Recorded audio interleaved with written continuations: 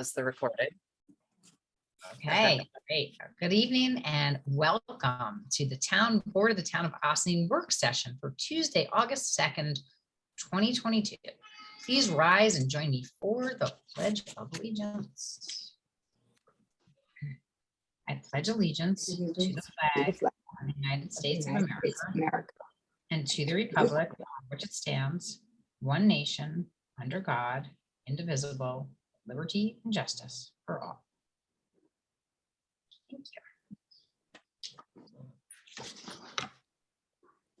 you. And I don't even think we do a roll call for this, right? All right. So welcome. I'm going to start with a few announcements before we launch into our work session activities. My apologies, but my windows are open and that was a lovely noise from outside. Announcements. So this Friday, August 5th, Ossining will host the annual Firefighters Parade starting at Camp Woods and Croton Avenue at 7 p.m. and proceeding down Croton Avenue, cross Highland to Main Street, and then ending at the riverfront. As a result, Ossining River Jam, our rebranded summer concert series, will be taking a short break. We will be back next week, however, with Mark Von M and your favorite people, food, and drink. If you're looking for a good place from which to view the parade, Mike Risco Music Store hosts a viewing party en route. A number of us, Councilman and Deputy Chief Minichio, is that right? Deputy Chief, you got to be Deputy Chief now, right? Okay. As yes. Well as Town Highway Superintendent and Deputy Chief Connolly will be in full fireman's uniform. Look for the rest of us in the apparati, waving and then reviewing all the very shiny trucks and vans from the stand on Main Street. We can't wait to see everyone for this annual event celebrating our amazing volunteer fire department, as well as all the other volunteer fire departments throughout the Hudson Valley and beyond. Other free summer entertainment continues with the Summer Acoustic Series at Market Square Wednesdays and Mondays, jazz at Henry Gordon Park at 6:30 p.m. The next jazz concert is next Monday, or this Monday, as the case may be, August 8th, with the Mala Waldron Quartet. Tonight, Tuesday at 7 p.m., the Family Summer Entertainment Series is boasting comedian Ned Gelfars at Market Square, so you might still be able to catch a few jokes if you hurry. Be sure to grab some dinner from one of our great local eateries at all of these wonderful entertainment programs in Ossining's beautiful parks and public spaces. Also this week, Bike Day, this Thursday, August 4th from 4:30 to 6:30, sponsored by the Ossining Police Department, Ossining School District, and the Elks Lodge. There's probably a couple others. Those are the main ones that I saw. Bike over to Spring Street, where the road will be closed from William to Lafayette, to have a great time on your bicycle with friends, food, a DJ, which isn't alliterative, and freebies. Friends, food, and freebies, and a DJ. The Ossining schools are continuing to collect school supplies through August 23rd. You can donate new school supplies like crayons, markers, number 2 pencils, Post-its, composition notebooks, and more to either the Mike Risco Music School, Ossining Public Library, Ossining School District Administrative Offices at 400 Executive Boulevard, Value Drugs in Briarcliff, or Prescription Plus in Ossining. In advance, thank you for those donations. We know all of us are facing difficult times now and to come, particularly as we look at our utility bills. For those of you who have been following, we are happy to report that Westchester Power, Sustainable Westchester, was able to secure a new bid with Constellation Energy for green electricity for 2 more years. So we're hopeful we can be back on track with renewable electricity supply and a guaranteed rate.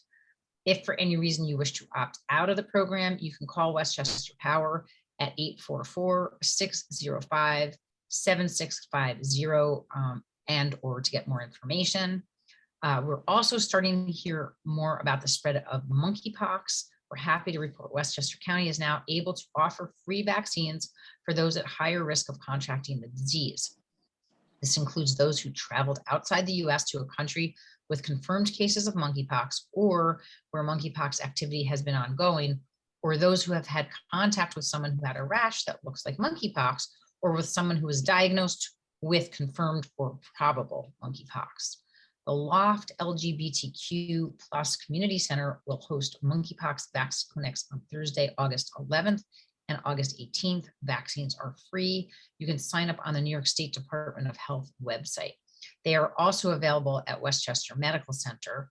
Westchester residents can call 914-326-2060 to schedule an appointment from Monday to Friday, 9 a.m. to 5 p.m. That's it for my announcements. Do any of my board colleagues have anything to add? I think there's also one more thing is I just saw there's a candidates debate at the Ossining Public Library this Thursday, August 4th, I believe, for congressional seats, possibly also for some of the state Senate candidates are going to be there.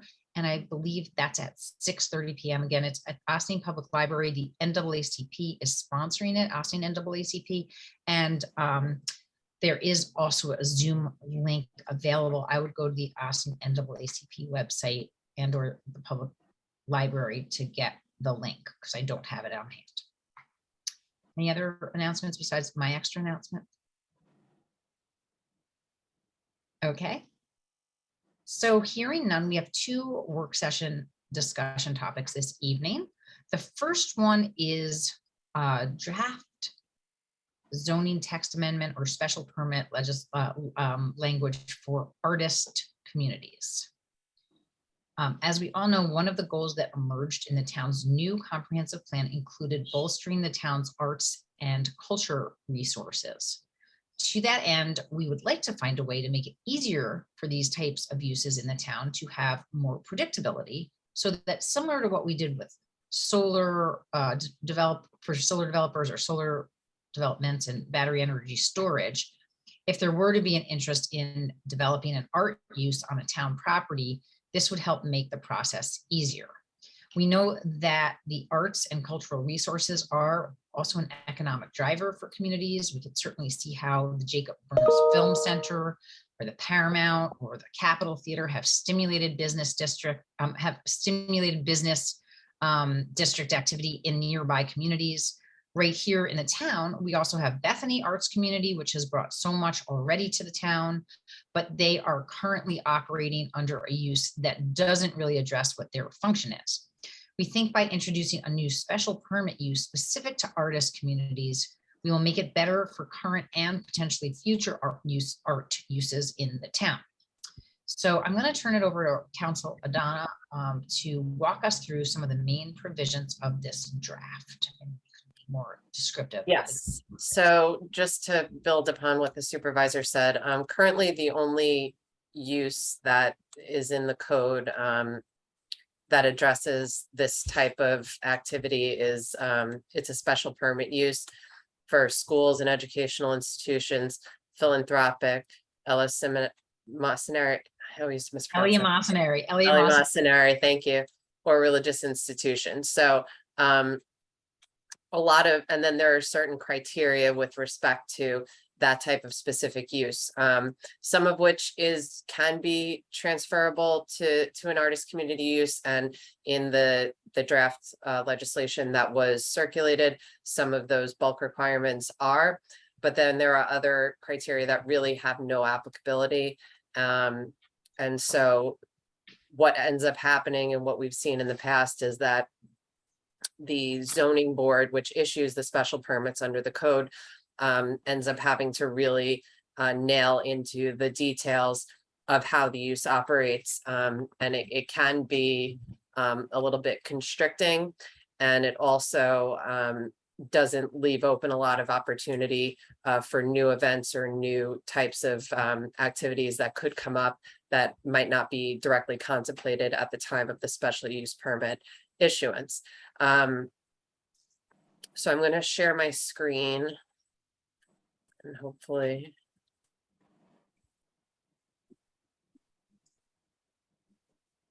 you got it. Yes. So this is a draft that we've been working on with staff, and we've also received some input from Bethany, as Dana mentioned, because they are currently operating in the community. And so the goal tonight is to, have this discussion with the board, get the board's feeling on this. if it's something you would like to see move forward. This is something that we would have to do secra on. And we would also have to send it to the county planning board for their input as well. So, this is really the first step in the process as far as the town board's review, and just to get your input and your directive as to whether or not you would like to move forward with this. So it starts with some general definitions of what constitutes an artist community or an art-related use. And then this would be a special permit use. So like the other special permit use I was talking about, it wouldn't be a use that's permitted as of right. That would require a special permit from the zoning board. And then it lists the different types of activities that would be included within the artist community use. Studios and workshops, theaters, dance studios, performances, public presentations and performances, public art presentations, art-related educational programming. One of the things we've seen is a lot of times this is a valuable use for camps, both throughout the year as well as over the summer. So what we tried to do with this law, and I think you'll see it throughout, is put some time, place, and manner restrictions on the use, but to a certain extent leave it a little bit flexible as to how that ends up being administered within those confines by this specific operator of the artist community. Part of what we have with the art-related use is a residency program where people stay for a certain period of time. And obviously, they have the benefit of working on their art and attending programs. And I won't pretend to be an expert on how that works, but the residency is certainly an important part of that. But as you can see in the code provisions, in addition to requiring a special permit from the zoning board, any use of this kind would also require site plan approval from the planning board. And so the planning board would look at those types of uses and make sure it's sufficient for on that specific property. I'm just going to add to that. I mean, so artists and residence programs, which are popular, throughout, I would say throughout your state, and there are quite a few in the region, oftentimes will offer, 2 weeks to a month opportunity for different either groups or individual artists to come together to develop their art or develop performances together, rehearse together, and live together communally in one place so that they can sort of devote all their time to their project or their whatever it is that they're working on. So go ahead, continue. So that is certainly something that that is a part of what the artist community use would be. So we wanted to account for that, but also leave some flexibility to the planning board in doing their review, that their jurisdiction for a site plan to look at those types of uses. Also with these types of uses, because you generally have people residing on the property, either temporarily, you generally want to have some staff that's there 24/7 in case issues come up, in case a pipe breaks or something else is going on. So there's a contemplation of, for full-time employees, the possibility that no more than 15% of the housing units could be for full-time staff, building and grounds maintenance, executive directors, people who are going to be working for the property full-time. And that's something that would have to be a percentage of the total number of housing units, which again would be reviewed and determined during the site plan and special permit review.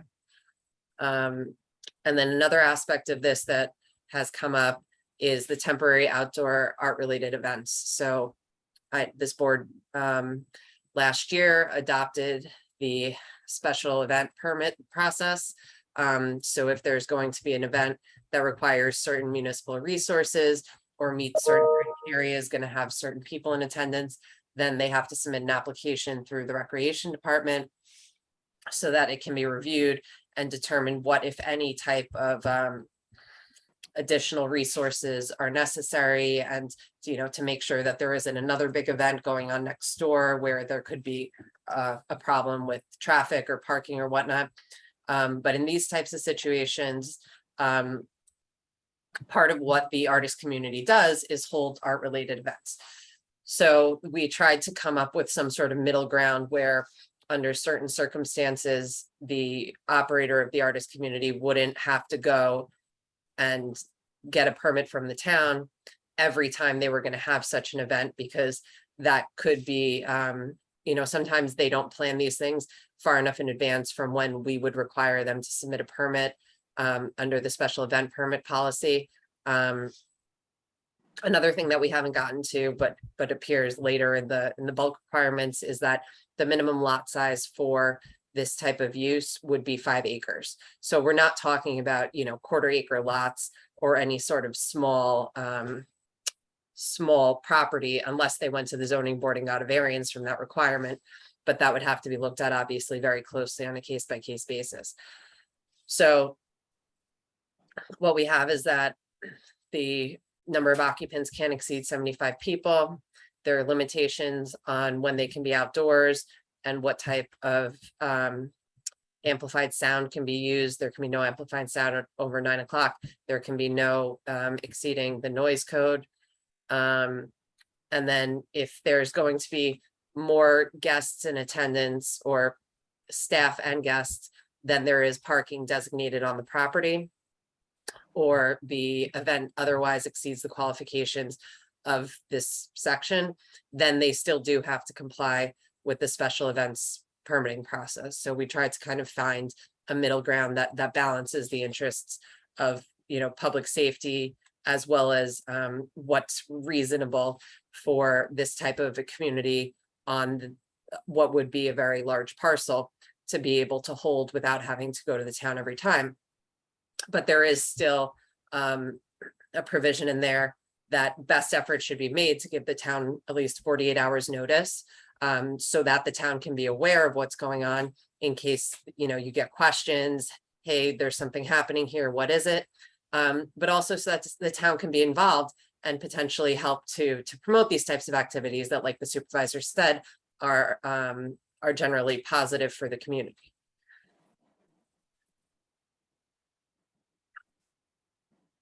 And there are other rules regarding beekeeping and filming that the town generally has in the and implements, and those would still be required to be complied with. A lot of these bulk requirements did come out of the regulations that govern the current special permit use that gets applied for this type of uses, this type of use. So you can't have any activities with 100 feet of any lot line, so that you're confined and you have a pretty big buffer for the properties that are around you. Maximum coverage of 20%, maintained and landscaped property. The height of the structure. What may be the case with these types of uses is that it's an adaptive reuse. So you take a building that, maybe it was a restaurant, maybe it was a hotel, who knows, and then it gets reused for some other purpose. So if it's the existing building, it can remain that height. But if it's going to be a new structure, then it can't exceed 35 feet or 2.5 stories, which is pretty standard for residential districts. There's restrictions on noise and the hours that you can be outdoors. And then there's the permitting process going through the zoning board. So what we contemplated with this is that they go and get their initial special permit from the zoning board. And then when every 3 years or more, if in the zoning board's discretion, they decide it can be longer, the applicant submits a renewal application. And then this is similar to what we see in our cabaret code. It gets circulated to the building inspector, the chief of police, and the fire chief, and for their review. And if there haven't really been any issues, is if the property is operating in compliance with the requirements of the special permit and the site plan, then the renewal can be issued administratively by the building inspector. And if not, if that's not the case, then the applicant would have to go back to the zoning board for a full public hearing and to to address whatever issues have come up with respect to the property. So I think that's pretty much it. I apologize if I went into more detail than you liked. If anyone has any questions, happy to answer them. Again, this is the initial presentation to the board. So we fully anticipate there will be questions and things you may want to see changed or tweaked or explanations. But we're trying to get your feedback so that we could figure out if and how this moves forward. Great. So Do you want me to can you stop stop sharing? sharing? Yes, so we can just all see each other sort of. One of the things I actually just noticed, because I have looked at this a couple of times that I hadn't thought about, is I don't know if it's in the first definition or something like that, but it's under artist communities, like the little 2I or whatever. Talks about theaters, dance studios, art galleries, classrooms, sculpture parks, etc. But it doesn't mention music or film at all. And I'm just thinking that maybe we want to add that in. I know that a lot of artist communities are, sort of focused around music and composition, musical composition and things of that nature. So that may be something that we want to add in. Same thing with film. Music and Film. film. Sure. I have a question. What is the cost factor of these permits? For what, the special event permit? Yeah, Are you, okay, so the cost to get a special use permit to operate the property like this, is that what you mean? well, I'm just curious if someone wants to develop this concept, right? Okay. I'm just curious, what is it gonna cost somebody to get one of these permits? I mean, it's going to be a big undertaking because it's going to be a big property. It's going to require site plan approval, so you're going to the planning board anyway. You're gonna have to have an engineer, probably an architect, plans prepared. I don't think this is really something that, just a homeowner would be coming in saying, I'm gonna operate an artist community out of my property. And part of that is because of the restrictions on the acreage, that it has to be at least 5 acres. And part of that is because we want to make sure that it's a parcel that can accommodate this level of use and activity.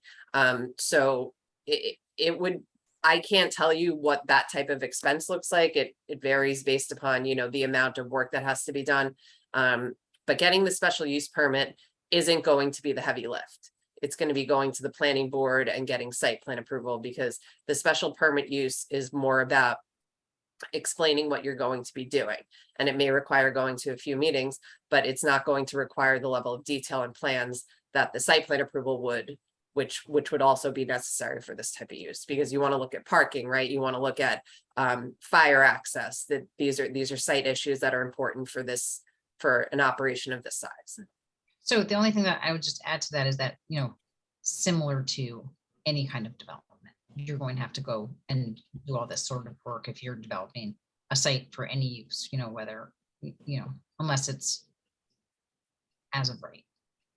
And then you still have to get site plan. I mean, there's still things that you have to do. You don't know. Well, even single family residential, if you want to build a new house right now under the code, you still have to go to the ARB, which is the other hat the planning board wears, and get approval for the architecture. And one of the things we've talked about potentially looking at when the town board starts considering some zone text amendments coming out of the comp plan is whether a single family home should also require site plan approval.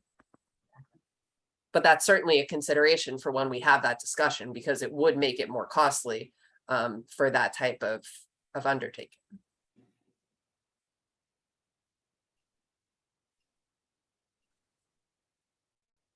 Are there any other questions, comments, or thoughts that anybody would like? Yeah, where did the 15% of the units number people can live full-time in them come from? Is that a standard number, or is that something you just kind of? No, as I mentioned earlier, we did have some discussions with Bethany about this, because they're currently the only artist community that's operating. in the town under this use. So we did look for their feedback as to what actually happens in practice, because we don't know.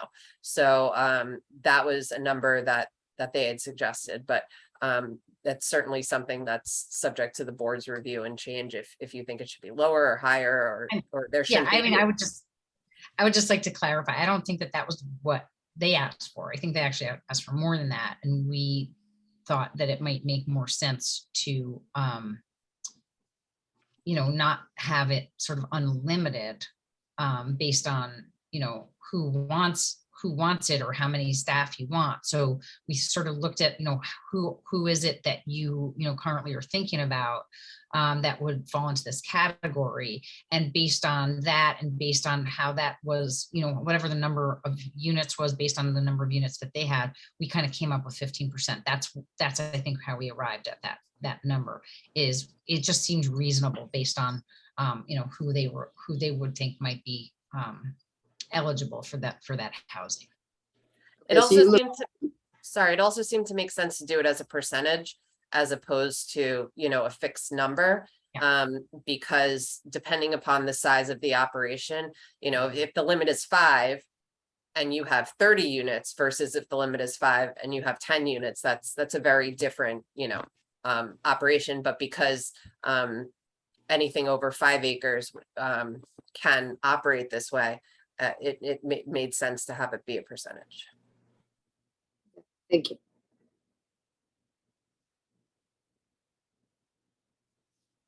Other questions or comments? I think it's a good starting point. So I think, we go forward. I'm sure we're going to get a lot more other questions and other feedback when we go out to SECRA and all that. So I think it's a good start and a good idea. So we can loop in Valerie Menastra, the planner, to work on SECRA on this, because it could apply to, any properties in the town that meet the acreage and the location of the zone. We'll have to take a look at how many properties that actually is. And we'll also obviously have to hold a public hearing. So there will be an opportunity for public comment on this before the town board could consider adopting anything. Okay, question. Mhm. Artist communities don't necessarily have to be not-for-profit, correct? They can be for-profit or not-for-profit.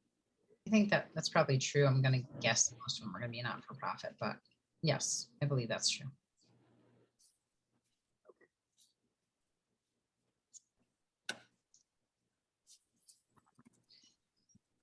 Any other questions?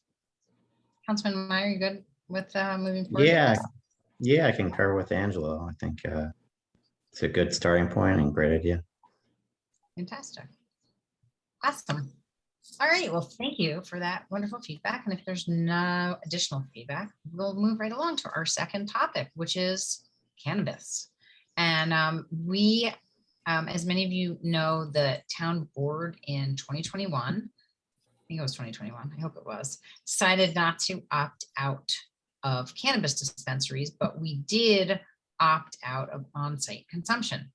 As the New York State Office of Cannabis Management works to decide how exactly they want to regulate the sale and use of cannabis in New York, we've been asked to share some information also to help those planning and thinking about this to think strategically about the topic. The town board will need to have a lengthier discussion on the topic of cannabis zoning, which we're planning for the fall, but discussing the town's responses to this survey now seems like a good introduction to the topic at town board meetings. We thought it would be helpful for the town board to just go through the survey questions together to help guide our own local decisions about citing dispensaries here when they are licensed. We're permitted to regulate time, place, and manner, but not preclude them from completely. Like, you can't sort of come up with these requirements that do not allow them to be operated anywhere. And we have to be reasonable. So I'm going to turn it over to Council Don again, and hopefully you can help guide us through this survey. And then, as a result, we can have a little bit of discussion. I just want to say we're not going backwards. We've already, opted out of only one of these things. So that allows dispensaries to be cited here. That, we've already kind of come to that conclusion, so we're not gonna open up that part of the conversation again. We're just moving forward now with sort of towards in the direction of zoning, I guess you could say. So Christy, you wanna? Boy, Yeah, I just wanted to find one thing, sorry. So just for context, the laws do already regulate the location. I think it's just fine, trying to find, you can only be within 500 feet of a school and 200 feet of a place of worship. So the state law does already put certain restrictions on that. Valerie, and I think, like the supervisor said, we will have more in-depth discussions about this. And I think Valerie had kind of prepared an initial layout map of what it would look like if this were allowed on North State Road, based upon, which is basically the town's commercial and retail district.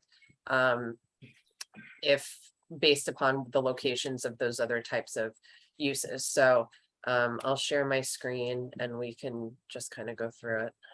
I just want to add, I know that Councilwoman Feldman, that you had mentioned, your interest in looking at Executive Boulevard. I do think that we'd have to get a little bit more clarification, since the school administrative offices are there right now. And that's I think zoned as office park or research. Right, research Other- office, I think it's zoned as. Research office. So, Right, I mean, I'm good as long as, kids aren't walking by. I don't think a lot of kids visit those offices. well, that's actually not true, because when they go to register, there's a lot of kids usually that go with their parents to register for school. So. They're not walking on their own to school, No, that's true. general rule. No, absolutely not. And it tends to probably be younger kids, I would guess, although, people do register kids at all ages when they come in. But yes, you're right. I mean, they're not walking by themselves, walking around. So, okay, so anyway, so we had, again, this survey, specifically, they're just asking some general questions, which are, pretty easy to answer, just generic, like, what do we opt into or opt out of or whatever. And then I think that actually the next question is interesting, which is 8. Yeah, that's when I think the substantive questions actually start. Right. And it's probably unlikely that we're going to get a full consensus on the board of any of these, but I think it'll just be helpful to talk about what the priorities are and what the board members feel are important to think about. So when you think about zoning rules for cannabis businesses, dispensaries, how important are the following considerations? Rate from not important to very important. So the distance between dispensaries, obviously the issue there could be the market effect or sharing, taking away from businesses, and also just having them On top of each other, right? So, On top of each again, other. bad, like if you want to have a zone where all your dispensaries were, but, I think I took the liberty of reaching out to a dispensary in Massachusetts just to see, do you have competition? Are they nearby? What's your parking situation? Just to ask some questions about like what makes their business successful versus not. So, I think that we're thinking about this in two different levels, which is protective of the community, and also, we're going to have cannabis dispensary, like we want to make sure that they're also successful, right? So like there's again two sides to the thoughts that we have about these, and we want to just make sure that they're safely located in a place that isn't going to attract people that we think like young people. Again, it's not near schools, not near childcare, etc. And that may be easy on, easy off access. I know that again, Councilwoman Feldman, that's what you think. I think you mentioned was the draw to Executive Boulevard was just getting off 9A and getting back on. So those are thoughts, and creating too much traffic in any one area, etc. I also asked them a little bit about what their hours of operation were, and when they're busiest, and I'm just throwing this out, so as we go through the questions, you can think about them a little bit. They said their operating hours are 9 a.m. to 10 p.m. Mondays through, I think, Saturdays. And one of the things that they said is that most of their business is around lunchtime. It's like from 12 to 5, it's sort of the busiest during the week, and then from 5 to 8 or 9 p.m. on Thursdays and Fridays. So I thought that was also interesting. So I don't know that, we need to have them operating first thing in the morning, number one. We could look at different types of hours for businesses that they're more conducive to their operations anyway, and then maybe, preclude them from being open all day long and potentially competing for road space with other uses. So, and I also asked about if they're sited, if there are a lot of nearby. They said there was one that recently popped up that was like within a 10-mile radius, and they did see that their sales had dipped a little bit when this new place opened up because they were trying to undercut them, but then they sort of popped back up as they noted that they had more of a quality product, maybe, or something like vertical alignment, which the other places didn't have. So again, I'm just offered this as food for thought. And I know that Councilman Meyer, you probably have done more research on this from at the state level. So you may have, opinions about what has worked elsewhere. So I think that, again, that could be helpful. Personally, distance between dispensaries, I think, is somewhat important. It may or may not be very important, but that's where I come out on this. So I'd love to hear what everybody else has to say about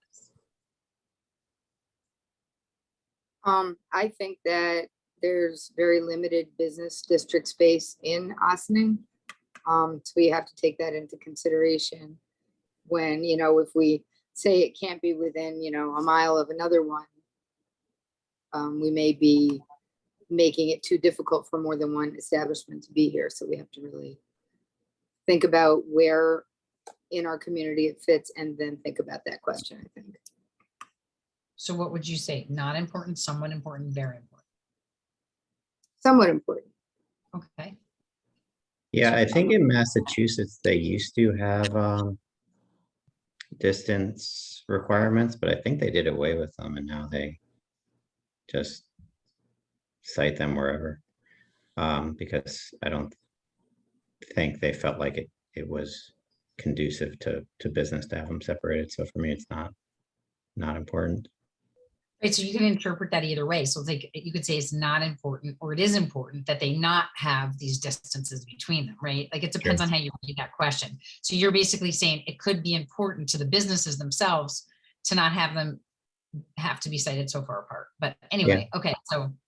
True. I think it is important. I was in Chicago a few months ago, and actually I was in the suburbs of Chicago, so similar to Westchester. And I think that it is important that they are spread out somewhat, but as Liz said, not too much that we, that there's only one in town. So I think it is actually a pretty important topic. You want to have competition, but then again, you don't want to have like 2 on each block. It has got to be a happy medium. Is there a cap on how many licenses they're going to give out? I think, I can't say for certain, they're still putting together regulations now, but I think that the likelihood that there would be 2 in the unincorporated town is probably relatively small. Because I think that the intent is to try to spread it out. They also have certain types of businesses that they're going to be trying to give these licenses to or sell these licenses to. And I think that because part of this is also the tax revenue, the sales tax revenue that's going to come out of it. And so I do think the intent is to try to spread them out. You also need to have an applicant who finds a space within the unincorporated town and wants to make the application to get it. So there's a lot of moving parts as to how you get to that. And it's a long process, like how you would get to that point. I'm just gonna say, I feel like we all said the same thing though. I think we all said that they should be spread apart, but they shouldn't be so far apart that you can't have more than one necessarily, right? So, I mean, that's what it sounded to me like we were all kind of saying the same thing. I'm still not exactly sure how to answer this question. That's probably why I came up with somewhat important, because it's somewhere in between, and it doesn't make a whole lot of sense. But you did say, Councilman Fields-Wheel, you said pretty important. So I'm going to say pretty important and somewhat important could be. I think, I agree. I think the consensus is it's somewhat important. Okay, so it's somewhere in between. So I'm going to say somewhat important. Is everybody okay with that? Yes. All right. I mean, fantastic. Question number 1 done. we all conveyed the same idea. Great. Okay, very important. Sorry. The second one is school grounds or houses of worship. We're saying very important to that. Very Yeah. important. I would say yes for school, but not for houses of worship. I Why did they Some of the house Together. schools are- don't They're lumped really, I mean, separation of church and state, I don't really think that should be a consideration of government, frankly, but Well, what do you, don't, they usually have either Sunday school or after-school programs or something like that. So do Right. preschool programs and after-school programs count as schools? yeah, I mean, I think if they're licensed school by Department of Education, I think that's separate from a purely church function. I agree. No, we're Okay, talking great. about like Sunday school or Hebrew school that kids are regularly there multiple times a week. Those are not Yeah, licensed. which would be, well, I mean, even, well, daycares still have to be licensed by OCFS, right? So there's Right. some sort of state licensure in play. And And I'm like- just gonna say the issue is very important. Whatever it is. Where are we with everybody else? Very. Very for school, Yeah, not very- at all for the other. Okay. I don't, I okay. agree with Greg. I do too, actually. So, very for school. Not. Okay. Next. I think I'm. put- What's the next one? Historic district? I mean, in all honesty, when we submit this online, I don't know that I'm gonna have the option of putting in comments. Maybe there'll be like a I comment don't thing think at there the end. are. Yeah, I don't think there are. But- comments, So, But these are also good things for us to have in the back of our minds when we revisit this discussion in a couple of months. I think we have, do we have only one? I think we only have one house of worship in the town. Is that right? Linganong? Are there others that I'm forgetting? St. about? Augustine's, St. Augustine's, right? Maryknoll. Oh, yeah. Absolutely, you're right. Okay, so, well, Maryknoll is right near a school. I guess the other side of it, maybe. And they don't have any Sunday school or Hebrew school, so. And St. Augustine's obviously has a school, but that's also regulated because it's a school. And so that would still qualify under schools. And then I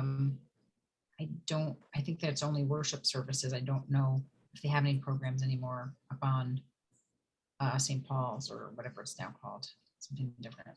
Yeah, but it's a residential district, so I think it's a moot point. Exactly. Right. So just saying, right, that's our situation with what we got. None of those are in near the business district. So it's not, and same in our historic districts also. I don't know. I mean, maybe, I guess, I don't know. I don't think Crotonville's considered a historic district as far as I know. There's a little bit of business there. It's kind of not near other things, so, but it is, you know. Anyhow, I think we're okay with historic districts. Yeah, it's not important. not important. Okay, I agree. not important. Okay, so let's see, not important. Hours of operation. Very important. I say somewhat. That includes the days, right, that they're open? Like, I mean, are they gonna be open on holidays? Are they gonna be open on all that kind, Sundays, stuff like that? Sure. I mean, do we want people Yeah. coming in on Christmas or, you know, that kind of traffic or any holiday? Yeah, I mean, we can set, think we don't have to set that, right? We're allowed to set the hours of operation. I would need to look further into whether you can say, Time and manner, right? Whatever it is, time and manner. I'm pretty sure. well, right, but like holidays and stuff, like if they want to be open, I don't know if, I would need to look at that specifically. Just think wouldn't the want them to be question might- 24 hours. Sorry, Jen. Oh, no, sure, yeah. Yeah, there's definitely, we should not have 24 hours. I think the issue with hours is more late night. So like Dana said, the one in Massachusetts is open till 10 PM. I think that's a good hour, for like an end time. Yeah, I don't really think anything else is relevant, not relevant, but in terms of, we're thinking of like, safety measures, I think 10 PM as an end time is a good idea. I mean, again, we were looking sort of at what are our, liquor store regulations, and I don't think we have any that are that specific, but if you do look just in the village of Austining or village of Briarcliff, I don't believe that any of them are open past 10. Yeah, no, I don't think so. So I think that's a good, sort of metric for us to use. Yeah. So we're saying hours of operation is very important because we want to be able to set those. I think. Agreed? Yep. Yes, no? Yep, okay. All right. Number of dispensaries. I think we can all agree that we want to be in some control of the number. Yes? Very. It's very important. Odor control. So I was confused about odor control since we're not talking about, actually on-site consumption. But what I learned is that from this place that I spoke to, Massachusetts, that they have a very lovely odor that's inside from the different plants and all different things that they have, not because anybody's smoking on site. So I thought that was interesting, and I think that odor control should be somewhat important. Sure. Why? Odor control within the establishment or within the Outside, area surrounding? outside of the establishment. Shouldn't leak out. If it's what an I- So original, when we, And the other thing to keep in mind with that though, is that, you can legally smoke marijuana in public places. Okay. well, that's- I was just gonna ask, dispensaries. I'm sorry. I was just gonna ask, we're not allowing for on-site consumption, but does that also mean that they can walk out the door and then consume, like right outside? Cause then you're Yes. talking about it, We then you're have, talking about it. I don't think you're allowed to do that outside. I think Okay. that there's regulations about where you can, how far Okay. away from a dispensary that you can consume. I'm 99% sure. Okay, We can look into that a little bit further, but again, I think that for me, the point of the odor control is like, if you smell a really good restaurant, you want to go into it. I don't necessarily know that, we want smells luring people in. That's all I'm saying. I don't know. That's my feeling on it. I think if Who- someone wants to go to a dispensary, they're gonna go in. but All who I you know con- is order for? Who are you controlling the order for? If it's in a Yes. commercial spot, right, it's probably tucked away someplace else, not residential areas. I mean, Okay, so everybody but me thinks it's not important. That's fine. I can be convinced. Not Somewhat. important. Somewhat. Somewhat or not at all. What do you think? Greg, do you have? I any- I would say say somewhat. I mean, I work in New York City now a couple days a week, and it stinks there. And Yeah, everywhere. dispensaries aren't even allowed yet. So I don't know They're if there's that much we can do. There are open Okay. dispensaries in the city. I've seen them. Yeah, well, not legal dispensary. Right. They're doing something else. Yeah. Okay. Yeah. Okay, so let's just say somewhat. Okay. or Somewhat. thing- Parking loading. Within our normal codes. Yeah, normal, right? Like not anything different. I think it's similar. I don't know what the normal code is, but I'm gonna trust on all of you guys since you're more experienced than I am. Are they bringing in tractor trailers to deliver the product? Are they growing on site? How often do they get? I don't think so. Well, that's don't know. also something that they would probably have to, this could be a site plan or a special permit use. Exactly. There are different types of ways that we can characterize it. And so when an actual applicant comes in with a tangible proposal, they would have to explain all of those things. I think let's just say somewhat, okay? Let's just not say not at all. So parking. I believe they I just need, have ar- I just I have a believe quick it- question. You go ahead, Liz, go.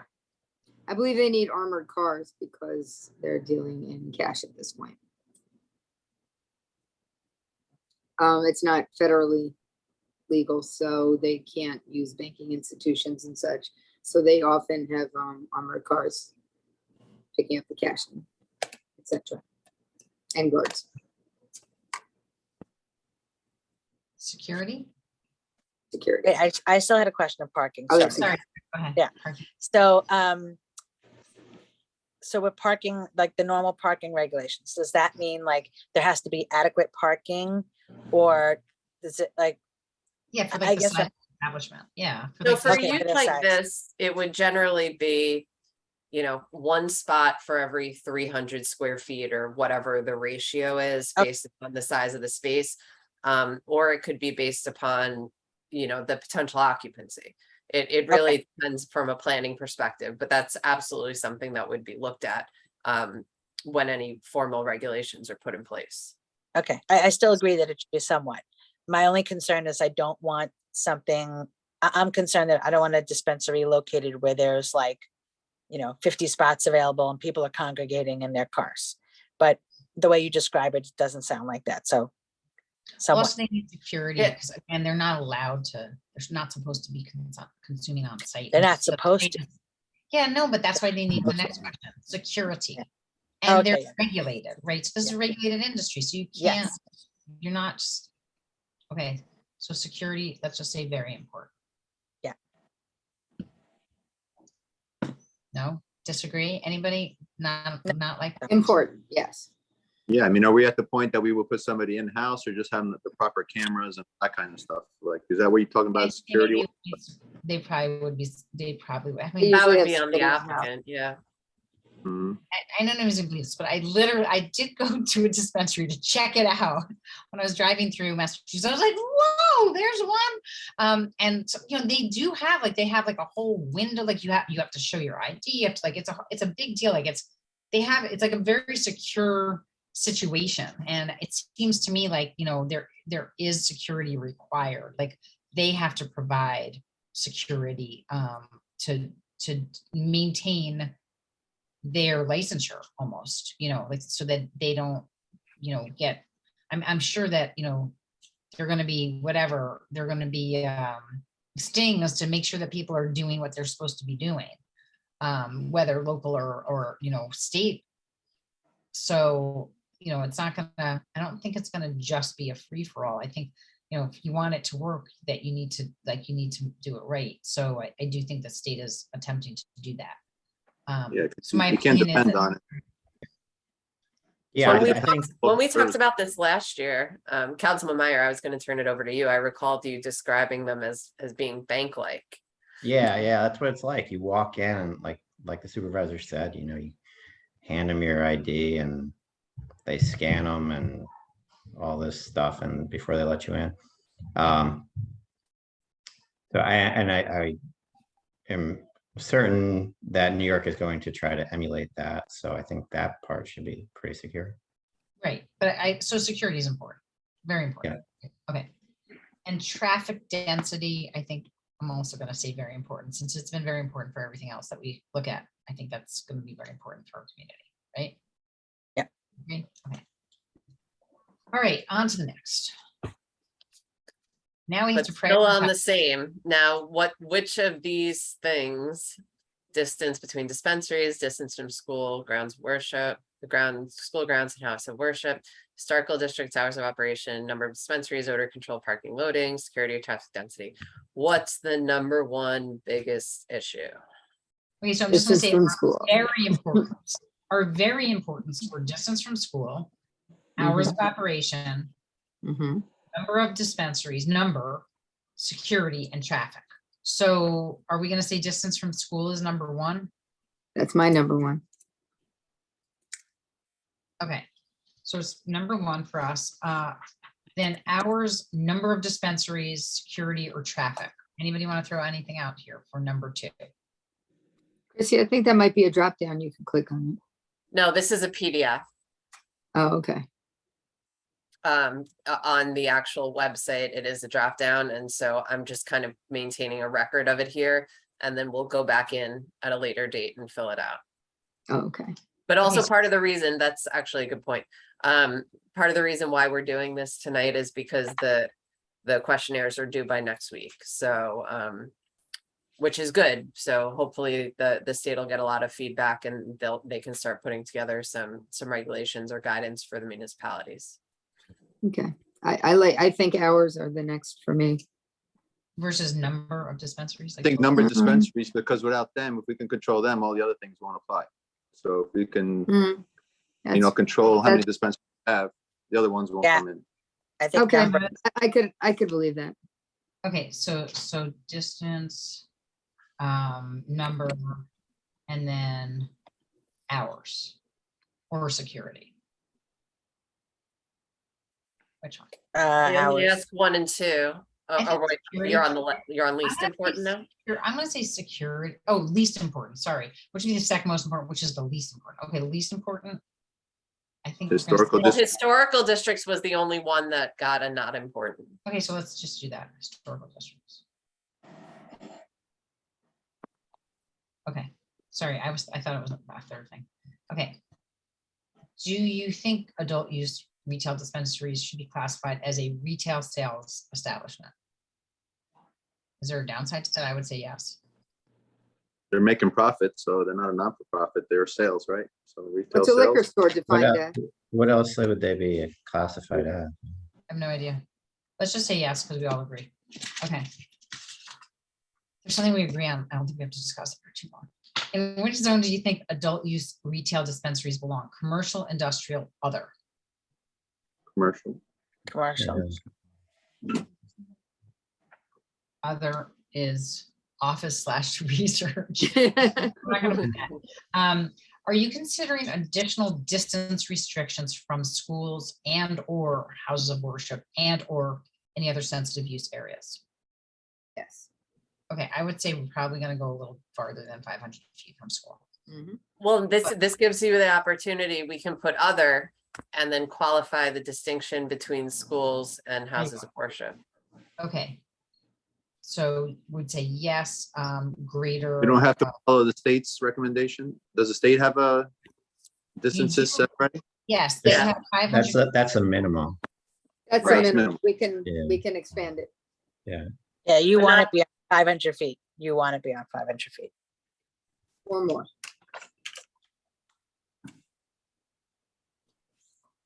So we can, I think that'll be helpful to go through that detail of that with Valerie when we get more into the zoning. So we can look at the map and understand that we're not completely regulating out all possibilities by making it greater than 500. So we'll that's to be. And I mean, maybe the other sensitive area that we could add is childcare. Right, that would be one of the other sensitive areas, so. Yeah. So we can Right. we can add that into other, okay. Are you considering additional distance restrictions between dispensaries? I don't even think we know what it is. Isn't that but the same question? No, between dispensaries. Oh, between. I think no, but I don't know what they are. Does anybody know what they are? Distance? I don't. I would have to look it up. Okay, so let's just say I other, don't think so. not sure. TBD. Have you started the process to create any zoning regulations governing the cannabis industry? Well, we are answering your questionnaire. We're starting it right now. I guess I would have to say, no, we haven't really started the process yet, correct? Correct. Unless you think any of our conversations today counted. Okay. And then finally, I think that's it. Is that it? We're done. Yeah, it says submit after that. I think I see it. Fantastic. Okay. I think that's a Yep. good start. I really do, because I think that these are literally the main points. And, if we can have some consensus on these, and it seems like we're generally in the same place, and then, obviously get feedback from the community. I think that, we should be in pretty good shape to figure this out. As I see our attendees, I think, oh, well, should it be a certain distance from artist communities? Okay, that was just a little shout out toss. Anyhow, not necessarily, but I mean, again. You can co-locate them. Okay. Well, the artist communities have childcare programs, so. Well, that's what, right. So if you have Blazon's childcare program or something like that, we might want to evaluate. Yeah, the- or can, those, right? Camps or things like that. Okay. Hey, this was a good discussion. It's definitely a good way to kick this conversation off. We absolutely are going to have more conversations about this with the public. And as we said, we were going to start sort of diving a little bit more into some of the zoning that aligns with the comprehensive plan in the fall. So as we sort of pull apart the different pieces of that, I think we had already identified a meeting date where we're going to be discussing with Valerie Monastra, our planning consultant, more about what new zoning we may want to be adding along North State Road and to tie into some of these things. And these are all part of that discussion, I think. So with that, unless anybody has anything else to add, I'm looking around, seeing head shaking in the no direction. I would ask for a motion to adjourn to executive session for advice of counsel. So moved. Second. All in favor? Aye. Anybody opposed to ever having another meeting without Victoria Caffarelli? Okay, just joking. Okay, thank you for joining us this evening. We will be back next week, Tuesday, August 9th, for a regular meeting legislative session. Have a great week, everyone, and we will see you along the route Friday night at the Fireman's Parade. Can't wait to see you. Have a good one.